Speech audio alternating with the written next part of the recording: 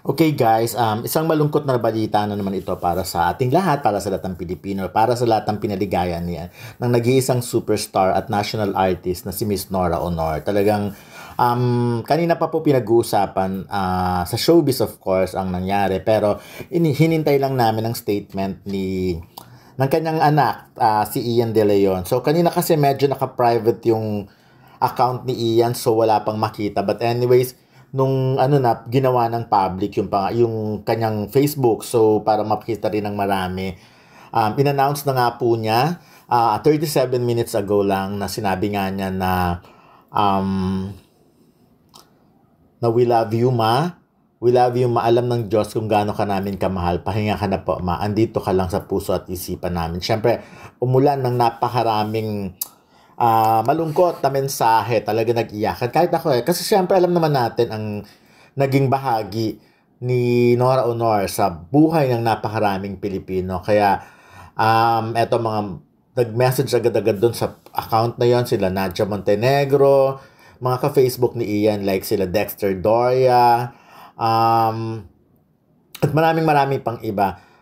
Of course, ano ba ang masasabi namin tungkol kay Ate Guy? Napakarami mong pwedeng sabihin kay Ate Guy. Talagang bukod sa kanyang talento, ang kanyang personalidad, ang kanyang ugali. Number one, kami kasi baguhan pa lang kami sa showbiz noon, nakasama na namin si Ate Guy. Kasi si Ate Guy, wala naman siyang pinipiling reporter. Lahat naman ng like noon, karamihan ng reporter ini-invite niya pag nasa pag meron siya mga event, naka-attend ako ng Christmas party sa bahay niya noon.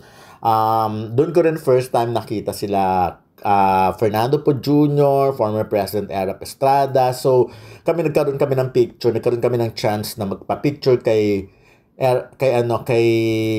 FPJ noon. At hanggang ngayon may picture pa rin ako. Marami akong photos with Ate Guy, yung mga dati pa hanggang ngayon. Alam niyo si Ate Guy kasi hindi siya yung typical na artista na parang showbiz na showbiz. Hindi ganon Napakamahiyain niya talaga in person. Hindi siya yung, pag dumadaan siya sa harapan nyo, parang mas gusto niya yung hindi siya napapansin. I remember noon sa Broadway Centrum, sa backstage kasi dati, sa Broadway noon, halos lahat ng reporter pwedeng pumunta sa backstage So, meron lang doon mga ilang dressing room na pwede magstay yung mga artista. Yung iba mismo sa backstage, sa likod mismo ng stage na meron silang mga upuan doon. Kasi maliit lang naman yung dressing room. Pero parang meron ding mga pang makeup room doon. Makikita mo rin naman yung mga pictures doon na pwede mong makikita nyo yung mga ganon. So, anyways, makikita mo na I'm sorry medyo nagko-confuse ako sa mga sinasabi ko ngayon kasi ang laki kasi ng naging bahagi ng buhay namin si Nora Honor. I remember the last time na isa sa mga huling na interview ko siya ay kainitan pa halos ng pandemic. Yung picture na yon, hindi pa kainitan, pwede nang maglabasan nun. Yun yung gumawa siya ng pelikula ng Pieta, kasama nga si Alfred Vargas, of course, with Jacqueline Jose, Gina Alahar.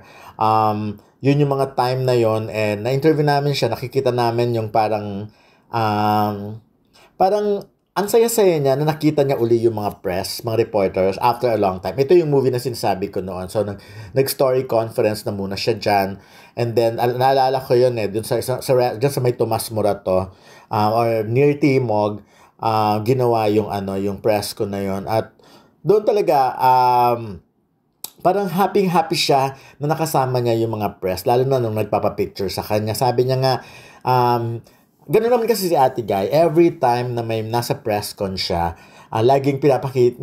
Sa simula kasi tahimik siya kakapain niya yung sitwasyon. And then, eventually, pagkalma, yung kamada niya na, yung nakita niya ng okay na, yun na, lalabas na yung pagiging masaya niya, yung mga ganun. But anyways, the last time, isa sa mga naalala kong press ko niya sa GMA, actually, it's parang mini press ko niya siguro mga more or less 10 or 15 ang invited, with Eddie Garcia pa yun noong time na yon. So, nag-interview kami isang reporter doon na magaling kumanta. So, binuyo-buyo namin na kay Ate Guy, sabi Ate Guy, napakagaling kumanta natin. Alam niyo si Ate Guy, sinabi niya talaga doon sa isang reporter, kumanta ka. At nung natuwa si Ate Guy, binigyan niya talaga ng pera, nagbigay siya ng cash doon sa ano, sa nakakaaliw. Ganun siya. Minsan si Ate Guy, ayaw niya na ng interview. Mas more on kwentuhan ang gusto niya. So maraming beses na ganun. I remember, ilang beses din ako naka-attend ng mga event niya, nakapanood ako nung parang may isa siyang show na ano lang, yung concert lang talaga, piling-pili yung mga inimbita lang nung time na yon. So, naka-attend ako doon. Yun nga, may mga Christmas party sa bahay niya noon. Tapos, madalas kasi siya, nagpapatawag siya ng press. Alam mo naman si Ate Guy, napakalaki ng pasasalamat siya sa mga reporters. Talagang, lalo rin sa mga fans, kung gaano niya kamahal ang mga reporter, ganun kanya, katindi kamahal ang mga fans. Ito lang siya yung nag-iisang artista talaga na makikita mo. Of course, karamihan ng artista naman ganun. Pero siya talaga, hindi mararamdaman mo ang sinseridad, lalo na pag niyayakap niya ang mga fans niya, mga nakakasama niya. Alam nyo, nung dumating si Ate Guy from abroad, yung naalala ko noon dumating siya from abroad, ang tagal niya sa Amerika, di ba, may mga nangyari sa buhay niya, yung ganun. Pero pagbalik niya sa Pilipinas, grabe, pinagkaguluhan talaga siya ng mga reporter. Na isa ako sa EDSA Shangri-La, nagkaroon ng press con dyan na naimbita rin ako, pumunta rin kami doon. Talagang nag-aagawan para ma-interview siya. So, ayun. At ito, halos lahat ng mga artista talaga. Ito yung picture na sinasabi ko na natuwang-tuwa siya na nakikita niya yung mga reporters yun kami niya. Kaya nagpapapicture kami sa kanya, masayang-masaya siya. So, isa to sa mga memorable na pictures na I think 2023 ito. 2023 nga. Ayun. So, anyways, ayun, hinintay lang namin kasi kanina pa may mga nag-announce, may nag-condolence na kasi, nag-condolence sa iba. So, ako hinintay ko lang yung announcement nung yung tunay na anak si Ian Christopher De Leon or Christopher Ian De Leon. So, naalala ko yon. So, anyways, ayun na. So, in-announce niya nga na yun na nakakalungkot lang talaga yung mga ganitong sitwasyon. Ito nga yung isa sa pinakamahirap at pinakaayaw ko sanang mga ginagawa ng kwento. Pero syempre, para sa nakakararaming mga tagahanga ni Nora Aunor, kailangan maibalita rin natin ito. So, yun, nakikiramay, taos-pusong pakikiramay namin sa pamilya ni Ate Guy. At syempre, ganun na rin sa mga tagahanga niya. Alam namin na napakaraming tagahanga niya ang lumuluha sa ngayon. Lalo ngayon pa lang kaka-announce pa lang ng pangyayaring ito. So, alam natin kung gaano kamahal ni Nora Aunor ang showbiz, ang industriya ng showbiz. At ganun din naman kamahal ng showbiz si Ate Guy na talagang hanggang sa kahuli-hulihan niyang hininga gumagawa pa rin at gumagawan siyang pelikula at yun na yun. So nakikiramay kami sa mga nagmamahal sa pamilya ni Ate Guy.